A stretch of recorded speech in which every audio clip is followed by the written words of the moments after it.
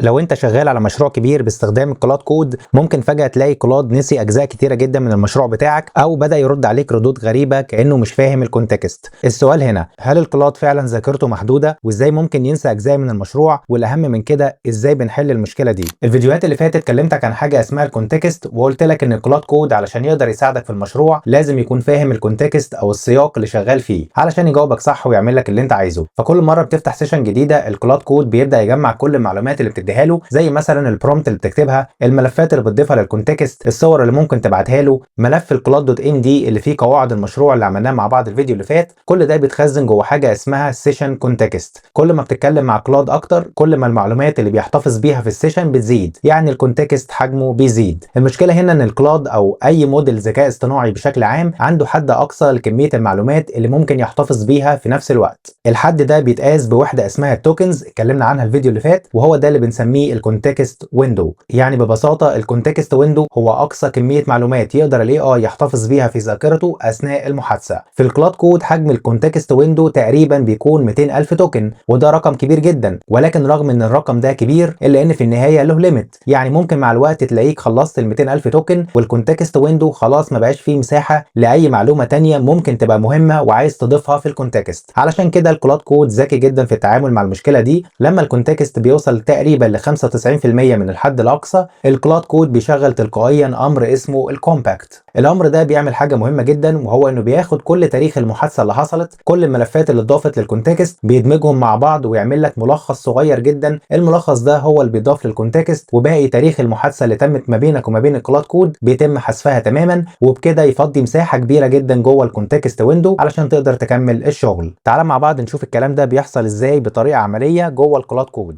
مبدئيا احنا هنا ممكن نعمل رن لكوماند اسمه /context. هتلاقيه هنا بيرجع لنا كده زي خريطه بتوضح ازاي بيتم استهلاك الكونتكست ميموري داخل السيشن الحاليه. هتلاقي هنا كده اول سطر بيقول لك ان انت بتستعمل الموديل ده اللي هو السونيت 4.6. مساحه الكونتكست ويندو هنا تقريبا 200,000 توكن، وانت في اللحظه دي مستعمل منهم 17,000 توكن، يعني تقريبا بنسبه 8%. الجزء ده هو اللي بيحدد ايه اللي بيستهلك الكونتكست ويندو وايه المساحه الفاضيه. عندك مثلا السيستم برومبت واخد تقريبا 6000 توكن بنسبه 3%. دي بتكون تعليمات اساسيه للكلاد بيتم تحميلها تلقائيا كل سيشن، زي طريقه الرد اللي بيرد بيها عليك الموديل، كونفيجريشنز خاصه بالكلاد كود، وهكذا. عندنا برضو السيستم تول واخد تقريبا 8000 توكن بنسبه 4%. دي الادوات اللي بيستخدمها الكلاد جوه المشروع بتاعك. انا قلت لك قبل كده ان الكلاد عنده مجموعه من التولز بيستخدمهم على حسب التاسك اللي انت عايزها منه، زي مثلا قراءه ملفات فعنده تول بيستخدمها للقراءه، عايز مثلا تعدل او تضيف فايل جديد فعنده تول تانية للتعديل، هتطلب منه مثلا ان هو يعمل لك ويب سيرش فعنده تول خاصه بالبحث على الويب، تول تانية مثلا لتنفيذ الكوماندز، وهكذا. كل اداه بيستخدمها لها ديسكريبشن وتعليمات معينه بتستهلك شويه من التوكنز. عندنا مثلا حاجه تانية زي السكيلز، دي عباره عن امكانيات اضافيه او قواعد خاصه بتساعد الكلاد على اداء مهام معينه. احنا هنشرح السكيلز دي في فيديو لوحدها بتفاصيل اكتر، ولكن عامه هي حجمها صغير مقارنه طبعا بباقي العناصر، فهتلاقيها مش بتستهلك توكنز كتير. زي ما انت شايف كده تقريبا 476 توكن بنسبه 2%. بعد كده عندنا المسجز اللي هي تاريخ المحادثه جوه السيشن،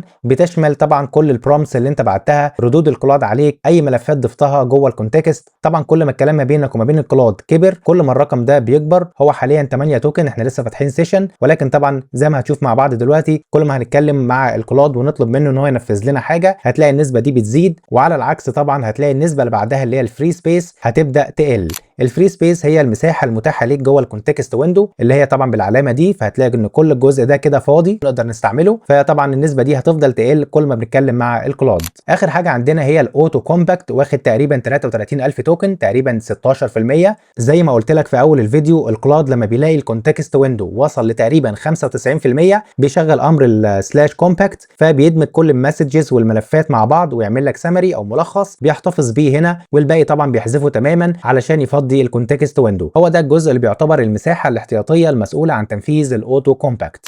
طيب تعالى كده نجرب مع بعض نضيف حاجه جوه المشروع ونبعت للكلاد فايلز تتضاف جوه الكونتكست علشان نبدا نراقب الكونتكست ويندو ونشوف ازاي الارقام دي بتتغير والمساحه الفري بتقل والمسجز بتزيد. مبدئيا انت لو عايز تضيف فايل جوه الكونتكست ممكن ببساطه تستعمل الات وتحدد هنا اسم الفايل اللي انت عايز الكلاد يقراه وينفذ فيه حاجه معينه. على سبيل المثال مثلا لو قلت له @index.html، تعالى مثلا نفتح الindex.html هنا، هو ده الindex.html. هنفترض مثلا ان انا عايز اغير الديسكريبشن المكتوب هنا، فممكن مثلا هنا اقول له change الديسكريبشن to مثلا to do app generated by lovable. بعد كده اضغط على انتر. انا هنا دلوقتي محدد له الindex.html، فالفايل ده مباشره بيتضاف جوه الكونتكست، فهتلاقيه طبعا بيروح يعدل في الفايل ده. عايز هنا اعدلك الديسكريبشن، طبعا بياخد منك البرميشن، هقول له يس، فهتلاقي بالفعل الديسكريبشن دلوقتي بقى مكتوب فيه to do app generated by lovable زي ما احنا عايزين. طريقه ثانيه برضو ممكن نضيف بيها فايل جوه الكونتكست مباشره. لو انت فاتح الفايل، مجرد ان انت بتضغط على اي حاجه جوه الفايل ده مباشره هتلاقي الكلاد كود هيشتغل جوه الفايل ده من غير ما تضطر ان انت تقول له وتحدد اسم الفايل. يعني مثلا لو احنا عايزين نشتغل على فايل تاني وليكن مثلا نروح على الاب.css، عايزك تبص هنا تحت كده بدل index.html، مجرد ان انا هضغط جوه الاب.css هتلاقي app.css، ده معناه ان الكلاد كود هيبدا يشتغل على الفايل ده، هيقراه ويضيفه لك للكونتكست ويبدا يشتغل عليه. برضو لو انت عايز تحدد جزء معين جوه الفايل ممكن عن طريق السلكت ان انت تختار مثلا مجموعه من الكود زي ما انت شايف كده. هتلاقي هنا بيقول لك 6 لاينز سيلكتد، عايز الكلاد كود يشتغل على الجزء ده بس، فانت بتحدده له بالطريقه دي. تعالى دلوقتي نرجع تاني نعمل ران للكونتكست ونشوف الكونتكست ويندو وصلت لغايه فين. زي ما انت شايف هتلاقي المسج بقت 1.2% والفري سبيس بقت 73.9. لو طلعنا فوق كده هتلاقي المسجز كانت تقريبا 8 توكن والفري سبيس كان 75%. ولكن بعد ما ضفنا كونتكست جديد فايل اللي هو الindex.html، طبعا ده زود شويه المسجز خلاها 1%، والفري سبيس طبعا بتقل بقت 73.9%. وهكذا بقى كل ما بتتكلم مع الكلاد كود كل ما المسجز حجمها بيزيد والفري سبيس عندك بيقل. طيب ازاي نضيف ايمج معينه للكونتكست او نديها للكلاد كود يشتغل عليها؟ تخيل مثلا انا هنا عندي ايمج زي كده ضفتها جوه البابليك فولدر، ده عباره عن سكيلتون كده، انا عايز شكل الابلكيشن بتاعي يكون بالشكل ده. احنا حاليا طبعا الابلكيشن بتاعنا بالشكل ده، ولكن انا عايز اغيره، عايزه يستعمل الشكل ده ان هو يعرض لي التاسكات بتاعتي ويغير لي شكل الابلكيشن للشكل ده. فانا مجرد هنا ضفت ايمج عايزين نستعملها كسكيلتون ونطلب من الكلاد كود ان هو يشوف لنا الصوره دي ويعمل لنا الابلكيشن بالشكل ده. طيب نعمل الكلام ده ازاي؟ ممكن هنا برضو نستعمل الات واحدد له الايمج بتاعتي، اقول له مثلا public، بعد كده هتلاقي هنا البابليك ودي اسم الايمج اللي هي app_skeleton.png، وممكن مباشره ناخد الصوره كوبي ونحطها هنا بيست على طول.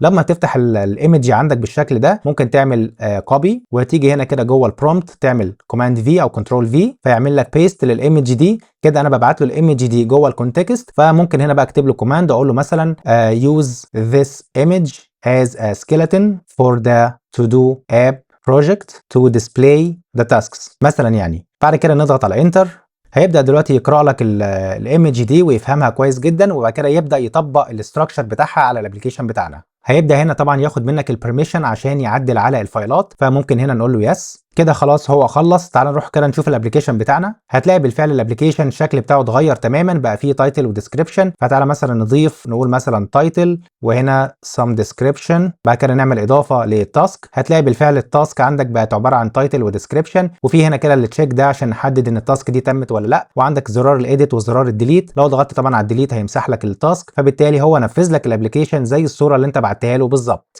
طيب حلو قوي. تعالى بقى نقفل الصوره دي ونجرب تاني نقول /context ونشوف الكونتكست ويندو وصل لغايه فين. هتلاقي دلوقتي المسجز وصلت ل 4.5% تقريبا 9000 توكن، والفري سبيس قلت طبعا من 75% ل 70.5%. طبعا الفري سبيس هتفضل تقل لغايه طبعا ما توصل ل 95%. وقتها الكلاد كود زي ما قلت لك هيعمل اوتو كومباكت ويمسح لك كل المسجز دي ويضيف لك بس مجرد ملخص بسيط لكل المحادثه اللي دارت ما بينك وما بين الكلاد كود جوه السيشن دي. خد بالك برضو انت ممكن في اي وقت تعمل كومباكت بنفسك. في امر عندنا اسمه /compact ممكن تستعمله في اي وقت هيعمل لك نفس الفكره. ممكن تعمل كده مثلا بعد محادثه طويله ما بينك وبين الكلاد كود، طلبت منه مثلا يعمل لك ريفاكتور كبير للكود بتاعك، عمل لك ديباجنج اخد وقت طويل، فمحتاج ان انت تعمل كومباكت عشان تفضي الكونتكست ويندو. وقتها ممكن تعمل رن للكوماند ده بنفسك اللي هو /compact. وفي نفس الوقت برضو عندنا كوماند تاني اسمه كلير هيمسح المحادثه بالكامل. ولكن طبعا خد بالك وانت بتستعمل الكلير مش هيحتفظ باي ملخص، مش هيعمل لك اي سمري، هيمسح لك كل حاجه تمت ما بينك وما بين الكلاد كود جوه السيشن دي. طيب قبل ما نقفل الفيديو في امر برضو مهم جدا اسمه الريوايند. الريوايند ده تقدر تقول عليه ان هو تايم ماشين او آلة زمن ممكن ترجع بيه لمرحله معينه اثناء المحادثه اللي تمت ما بينك وما بين الكلاد كود. تخيل مثلا ان احنا طلبنا من الكلاد كود ان هو يضيف لنا فيتشر جديده، زي مثلا اللي عملناه من شويه ان احنا ادينا له صوره وخليناه يغير لنا شكل الابلكيشن للشكل الموجود في الصوره اللي بعتناها له. تخيل بعد شويه اكتشفت مثلا ان في حاجه غلط حصلت وعايز تعمل رول باك او ترجع تاني لمرحله قبل اضافه الفيتشر دي، وقتها تقدر تعمل ريوايند بالشكل ده. لو ضغطنا على انتر هتلاقي هنا بيسالك عايز ترجع لاني مرحله بالظبط، فتبدا تختار من هنا المرحله اللي انت عايز ترجع لها. وليكن مثلا احنا عايزين نرجع في حته الديسكريبشن اللي احنا غيرناه، فمثلا هنضغط هنا كده على انتر. هتلاقي هنا بيسالك عايز تعمل ريستور للكود والكونفرزيشن، يعني عايز ترجع في الكود اللي اتكتب والكونفرزيشن اللي تمت ما بينك وما بينه، ولا عايز تعمل ريستور للكونفرزيشن بس وتخلي الكود زي ما هو، ولا عايز ترجع في الكود وتخلي الكونفرزيشن، ولا نيفر مايند خلاص ما تعمليش حاجه. فانت هنا بتختار بقى على حسب انت عايز تعمل ايه. تخيل مثلا انا عايز اعمل ريستور للكود والكونفرزيشن، عايز ارجع الديسكريبشن تاني زي ما كان وامسح الكونفرزيشن اللي تمت ما بينه وما بينه بخصوص النقطه دي، فاختار مثلا ريستور كود اند كونفرزيشن واضغط على انتر. لو رحنا دلوقتي للاندكس.html هتلاقي الديسكريبشن رجع تاني زي ما كان lovable generated project. بكده نكون فهمنا تقريبا اهم المعلومات عن الكونتكست ويندو. الفيديو اللي جاي بقى محتاجين نروح لموضوع تاني مهم جدا وهو البرميشن.